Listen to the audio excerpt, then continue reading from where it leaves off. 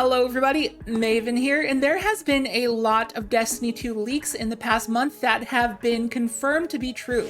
And there's one that we're still anticipating though, and that is the Starfire Protocol nerf. So here is a Discord screenshot from an interview with the Bungie dev or Bungie community manager or something like that, and they pretty much said that Starfire Protocol is getting nerfed to the point where currently, when you're standing in an Empowering Rift or a well, you get 20% of your grenade energy back on a tick of damage, and it is being dropped all the way down to 5%. Now, I don't know the percentage here, but I believe that is a 75% nerf, correct me if I'm wrong, but that is a massive nerf. And here's another screenshot from that same thread from Bungie Leaks on Twitter. This tweet was from a month ago, by the way, and look at some of the other things that they said.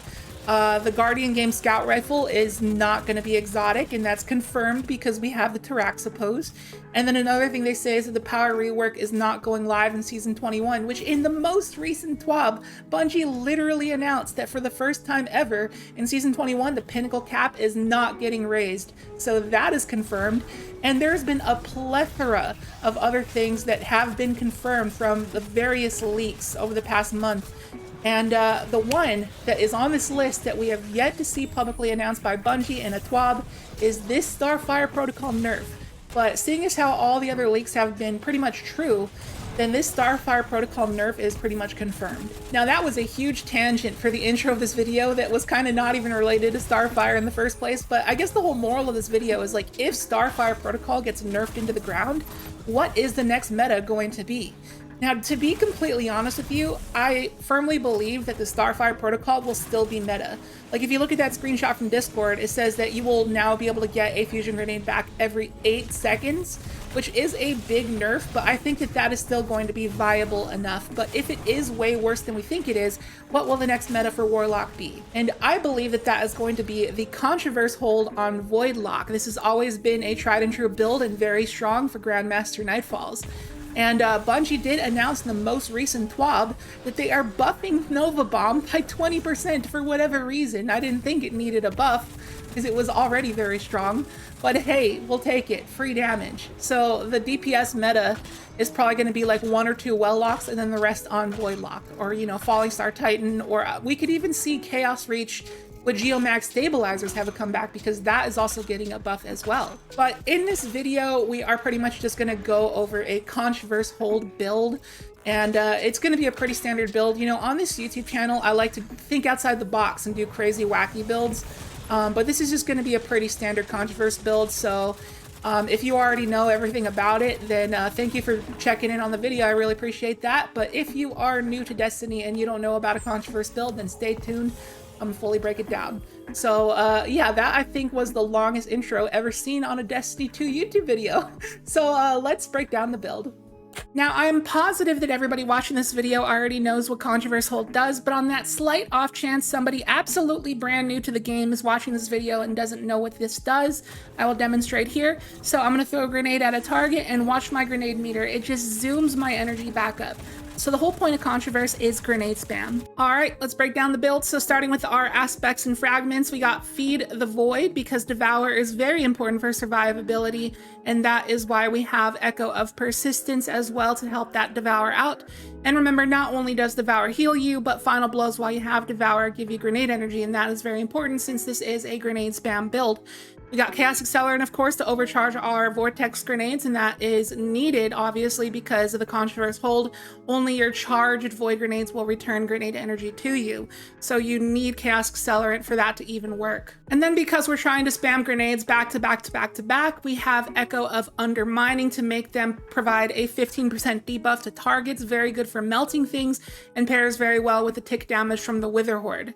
And then moving on, we got Echo of Instability. So when we get a grenade final blow, we get volatile rounds to our void weapons. And that is very strong. Volatile weapons are probably the #1 reason to be on a void subclass. And that is why you want to use double void weapons along with this build. And as for my weapon choices, I am fairly confident that if you are doing an activity without champions, that this is going to be the ultimate loadout. A void machine gun is a no-brainer. They're killing it this season. They're super good. You can use either a corrective measure or or a retrofit escapade or a commemoration, your choice. We all know how good reconstruction is on this thing. It overflows your magazine to like 145 or something like that. And while you expend that overflow and you're waiting for it to recharge again, you can just swap to your Hollow Denial, which by the way is the most ammo efficient weapon in the entire game. Maybe we might do a future video on that.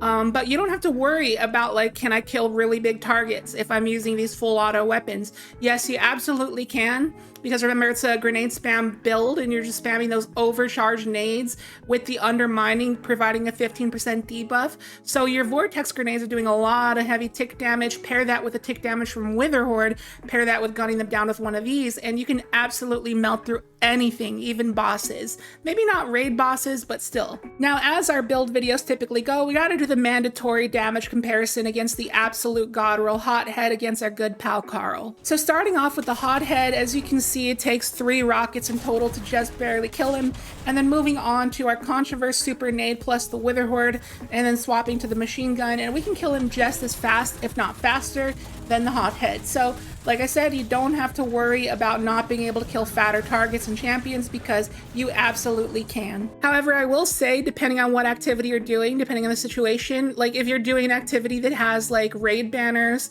or heavy ammo crates, then you don't really need to run a full auto special weapon here. You can use something with burst damage like a Null Composure or a Glaive or a Shotgun or a slug like Nessus Oblation. I don't have the God Roll yet, but it can come with Reconstruction and Vorpal, and that's going to be a beast of a weapon to use with this as well.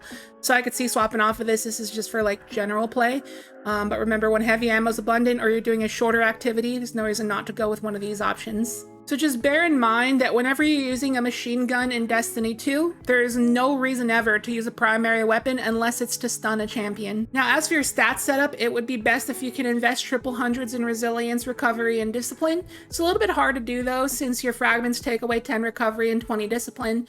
But that is the stat distribution I would recommend. And then as for my mod setup, I got a heavy ammo finder along with reserves and scav to help out my void weapons. And Void Siphon, because, you know, we're using Void weapons often. I have Ashes to Assets since it is a grenade spam build. And remember that when you throw your Contraverse Nade and refund a lot of it with your Contraverse Hold, you can top it off by casting your Rift because of Bomber. And then we also have Outreach to give some melee energy back, because we are using impact induction. So when we use our melee, we get some grenade cooldown. And that is another way to top off our grenades so we can spam them back to back. Since our Rifts and our grenades matter for these abilities, we have a utility kickstart as well as a grenade kickstart. And because our Rift matters to proc Bomber, we have our grenade with bolstering detonation to grant us class ability energy when our grenade hits something. So the abilities kind of chain off of each other there. I have a couple resistances so you can swap out accordingly to what activity you're doing. And then I have a copy of Absolution because of the orbs we're making off of Void Siphon.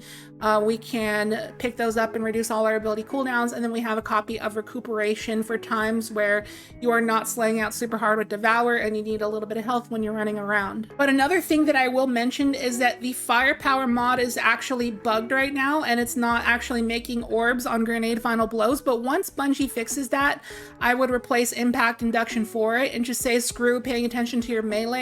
So at that point, I would take Outreach off of my class item as well to run a copy of Reaper. Now that is the build breakdown finished. Now in the background gameplay, since the start of the video, I probably showed either Grandmaster gameplay or a Solo Master Lost Sector. I don't know what you're seeing right now, but I'll figure it out. So anyways, with the Contraverse Hold, you know exactly what you're getting. You know you can use it in high level content like this and it will always pull through. It will always be very trustworthy. However, if you're using Void Lock exotic and lower level content, like the lowest of the low, I would highly recommend the Nezarec Sin. And when you get a little bit more difficult, I would highly recommend the Second Filaments. But once you get to the difficult of the difficult content, that is where Contraverse Hold really pulls through. But if you're doing that lower level content, I would prefer to use the Second Filaments, but that is a whole other story for a whole other video. Maybe we'll cover it in the future. But the moral of the story is that just, you know, that you're always going to have a trustworthy build when you use the Contraverse, and that is the great thing about it. And you can see this exotic utilized in a lot of esoteric solo Grandmaster content. Like, he fully trusts this exotic because it is 100% reliable. and he is arguably one of the best solo players in Destiny 2 history. Like whenever Snazzy will accomplish something, Esoteric will do it too. Whenever Salta accomplishes something, Esoteric will do it too. Whenever Zebo does something, Esoteric will do it. Like, he can do anything, and he trusts his exotic, I trust his exotic, and you should trust this exotic. So like I said, the whole point of this video is that when Starfire Protocol gets nerfed, if the nerf is really bad, then I think that the Contraverse Hold is going to be the go-to Warlock exotic for high-level content. But for raid damage phases in particular, like I said, I still think Starfire Protocol is going to be the meta. If not, Geomag Stabilizers can see an uprise for raid boss damage phases as well. And as always, I will leave a dim loadout link to this build down below in the description and the pinned comment if you would like to give it a try. I hope you enjoyed this video. If you did, be sure to hit the like button and drop a comment, because interacting with the video in different types of ways like that really helps it out and helps the algorithm. And if you are new here, consider subscribing. Would love to have you here. And with that, I will catch you in the next video. See you later.